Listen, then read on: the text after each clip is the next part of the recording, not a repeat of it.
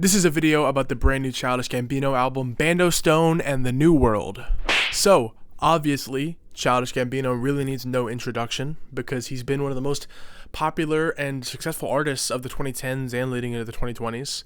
And in that time span of his career, he's made albums that resonated very well with fans, like Because of the Internet, all the way to chart-topping albums like Awaken My Love that featured songs like Redbone and Me and Your Mama. And with each of these albums that he's released, for the most part, he's found one theme or found one style and stuck with it throughout the whole album. Totally stuck to his guns for the full length of the LP. Because of the Internet, he dove really deep into the hazy and spacey soundscapes of what rap music could be, while having a loose concept of actually viewing the world through the internet. And on Awaken My Love from 2016, he reached way far back and drew heavy inspiration from psychedelic soul music, R&B, and heavy funk from the 70s for the full length of the album. And even though he totally switched it up and had this wildly new style, he totally killed it on each of those albums, respectively. Sadly, however, on this new album, Bando and the New World, it just seems he spread himself way too thin. Firstly, with the actual musicality and genres of the album, and just the overall themes and concept of it, with it being the soundtrack to his upcoming movie, and it just ends up being a very eclectic, sporadic, and random mess of an album.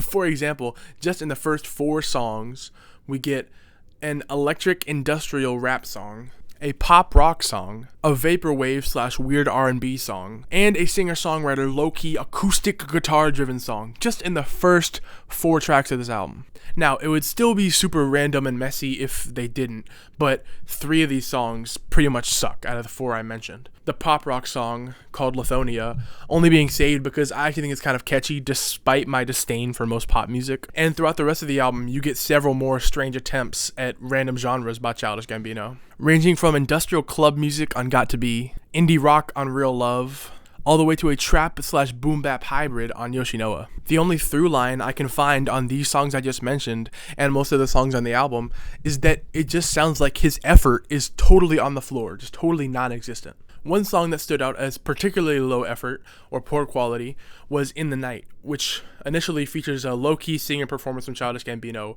over a just as equally reggae rhythm and European dance-inspired beat. And 9 times out of 10, it would just be a boring mid-song with nothing going on that I would never want to go listen to or even talk about in this review. But what absolutely kills it is the feature. It's featuring some female singer named Amare, who just totally ruins the song with her extremely high-pitched voice. I mean, it just sounds like a troll. It sounds like a joke. Childish Gambino doesn't really make jokes anymore in general on this album. He used to be kind of a funny guy.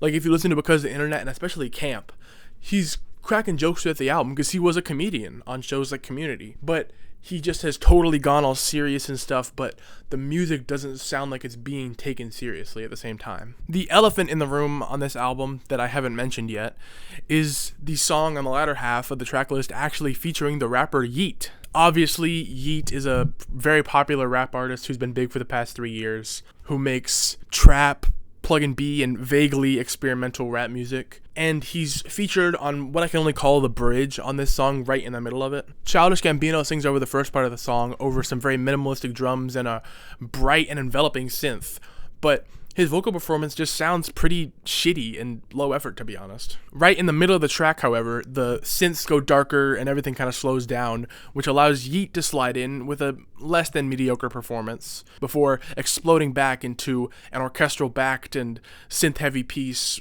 with Childish Gambino on vocals again, calling back to music like that of Bjork's on Vespertine, although not as good as anything Bjork ever did.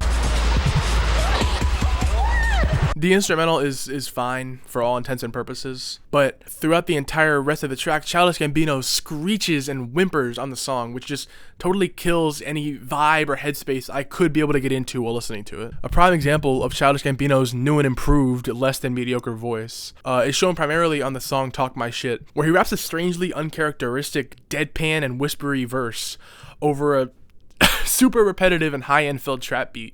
It just it doesn't work for him. It just seems to accentuate all his worst qualities, And a lot of this album just sounds like background music that isn't even good. And all the songs just go over my head in a bad way. Like, there's just not a lot to really dig into aside from the song Lithonia, which would be my favorite song. Childish Gambino has said this will be his last album actually under the name Childish Gambino before he goes on to pursue bigger and hopefully better things.